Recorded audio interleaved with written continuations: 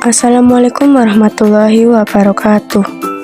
Kami dari kelompok 4 ingin menjelaskan tentang teori atom Niels Bohr. Sebelumnya, izinkan kami memperkenalkan diri. Perkenalkan, nama saya Pipit Puspitasari yang bertugas sebagai moderator dan rekan-rekan saya. Perkenalkan, nama saya Fabio Hasmiantoro dari absen 7. Perkenalkan, nama saya Martin Revaldia dari absen 12. Perkenalkan, nama saya Naila Syafa Apriana dari absen 21. Nama saya Rosya Istiana dari absen 30. Perkenalkan, nama saya Suci Nur Aini dari absen 33. Sejarah teori atom Bohr.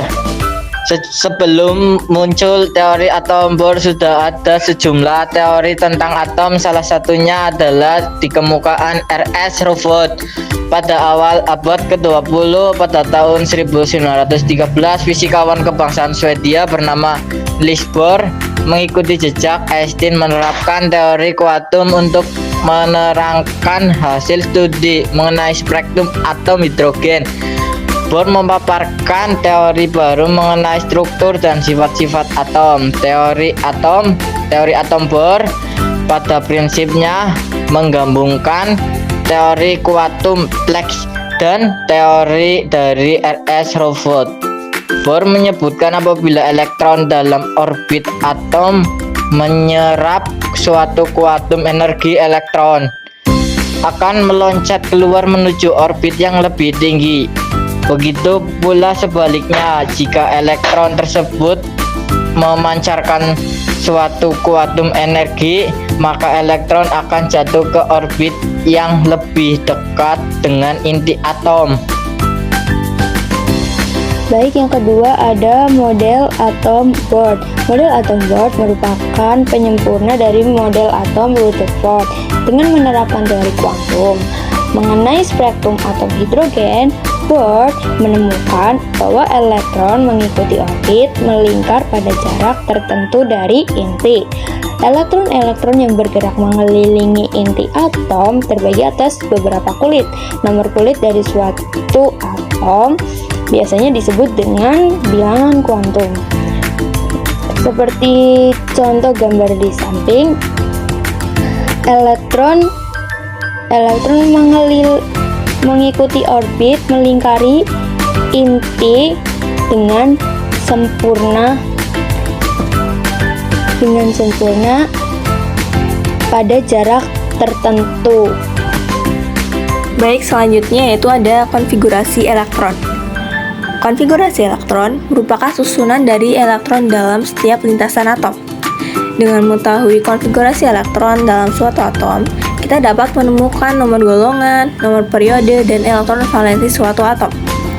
Nah, ada dua cara untuk menentukan konfigurasi elektron, yakni cara per kulit atau cara KLMN, dan cara per subkulit atau cara SPDF, yang kita kenal dengan Aufbau. Cara per kulit hanya berlaku untuk atom-atom unsur golongan utama atau golongan A, sedangkan cara per subkulit dapat digunakan untuk atom-atom unsur golongan transisi atau golongan B. Jadi di sini ada gambar atom Niels Bohr. Itu ada inti atom dan itu ada lagi kulit pertama atau K. Terus ada kulit kedua atau L dan kulit ketiga atau M. Nah, jumlah maksimum elektron yang dapat mengisi setiap kulit dirumuskan dengan 2N kuadrat. N yaitu kulit yang ditempati elektron.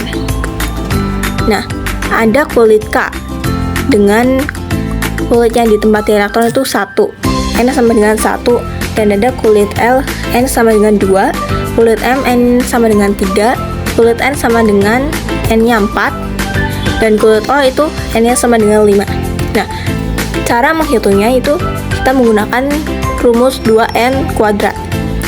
Nah, kulit K karena N-nya sama dengan 1, berarti 2 kali 1 pangkat 2 sama dengan 2. Nah, kulit L 2 dikali 2 pangkat 2 karena N di L itu sama dengan 2. 2 pangkat 2 itu 4, berarti 4 dikali 8 sama dengan 4 dikali 2 sama dengan 8. Dan kulit M, N-nya sama dengan 3, caranya itu 2 dikali 3 pangkat 2 sama dengan 18 dan seterusnya. Nah, di sini ada contoh. Misal kita menggunakan AS. AS itu nomor atomnya 33, berarti 33 AS sama dengan KLMN. Karena kita mencari 33, kita mencoba KLMN terlebih dulu.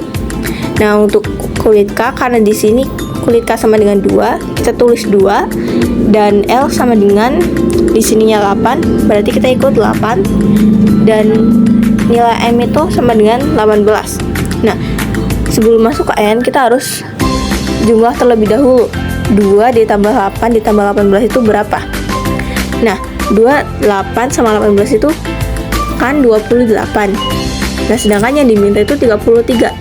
Jadi, kita masih kurang 5. Sedangkan N di sini tuh jumlahnya sama dengan 32. Nah, kita bisa jadikan N-nya itu sama dengan 5. Karena N di situ tuh maksimal 32. Jadi kita bisa N-nya sama dengan 5. Jadi kan 2, 8, 18 dan 5 itu jumlahnya sudah 33. Jadi kita tidak perlu menambahkan kulit O. Nah, untuk menentukan periode dan golongan, kalau periode kita bisa lihat dari jumlah kulitnya. Karena di situ jumlah kulitnya ada 4 KLMN, berarti itu tuh periode keempat. Dan cara mencari golongan tuh dari angka yang terakhir di sini, yaitu 5. Berarti golongan 5A. Nah, contoh yang kedua itu ada K. Kita mencari nomor atom 19. Kita cari dulu nomor ininya. K itu sama dengan 2 dan L itu sama dengan 8. Itu kan sudah 10. Berarti masih kurang 9 lagi. Nah, untuk M itu di sini 18, berarti kan kurang 9. Kalau kita dijadikan 9, itu kan nggak mungkin karena tidak ada golongan 9A.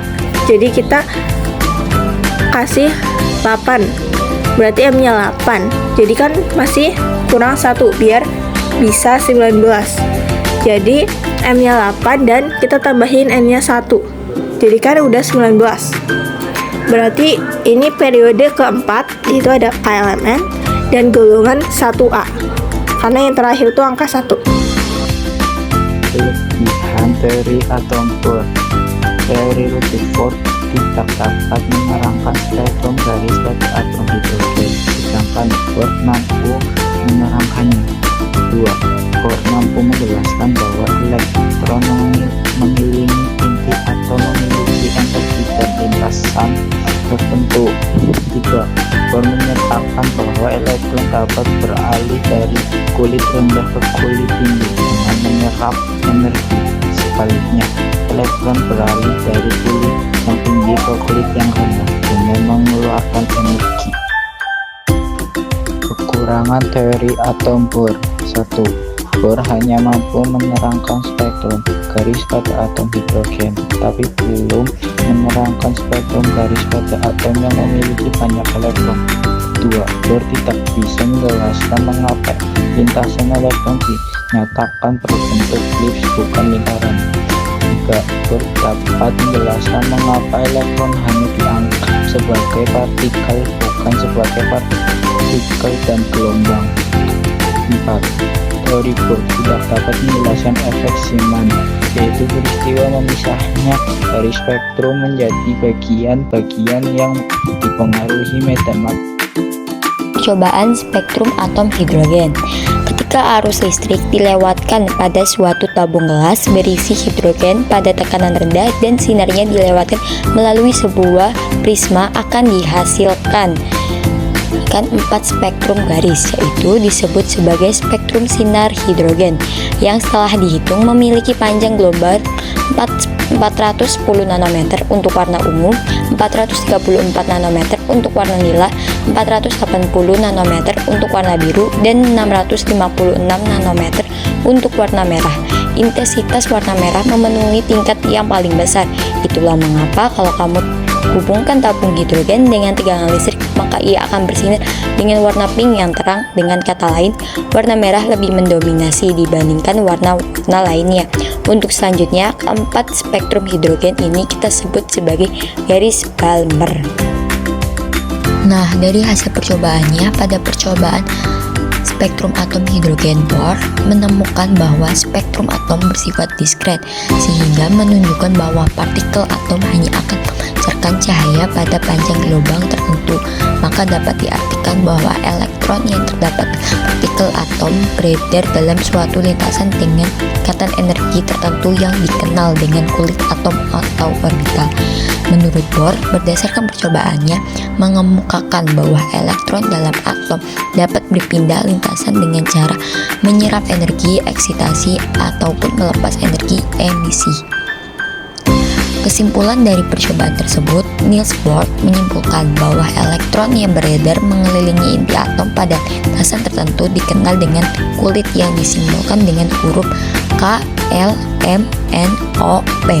Selama beredar dalam lintasannya, elektron tidak mengalami perubahan energi sedikitpun, sehingga membuat elektron tidak jatuh ke inti atom.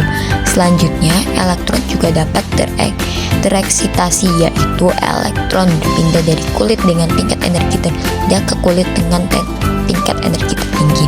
Untuk kulit tertinggi biasanya berada di jauh inti atom.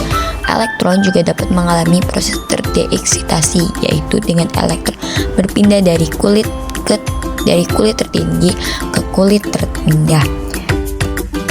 Berikut ini adalah 2 contoh soal dari teori yang kami dapat. Soal pertama, apa yang dimaksud dengan spektrum atom hidrogen? Spektrum atom hidrogen adalah pola garis warna yang dihasilkan ketika cahaya yang dipancarkan oleh atom hidrogen dilewatkan melalui prisma atau spektrometer. Pertanyaan yang kedua yaitu, apa yang menyebabkan perbedaan warna dalam spektrum atom hidrogen? Nah, jawabannya yaitu, jadi perbedaan warna itu disebabkan oleh panjang gelombang cahaya yang dipancarkan saat elektron berpindah dari tingkat energi lebih tinggi ke tingkat energi lebih rendah. Kesimpulannya yaitu, model atom Bohr merupakan penyempurnaan dari model atom Rutherford dengan menerapkan teori kuantum mengenai spektrum atom hidrogen. Bohr menemukan bahwa elektron mengikuti orbit melingkar pada jarak tertentu dari inti. Sekian penjelasan yang dapat kami berikan, semoga bermanfaat. Terima kasih atas perhatiannya. Kami akhiri. Wassalamualaikum warahmatullahi wabarakatuh.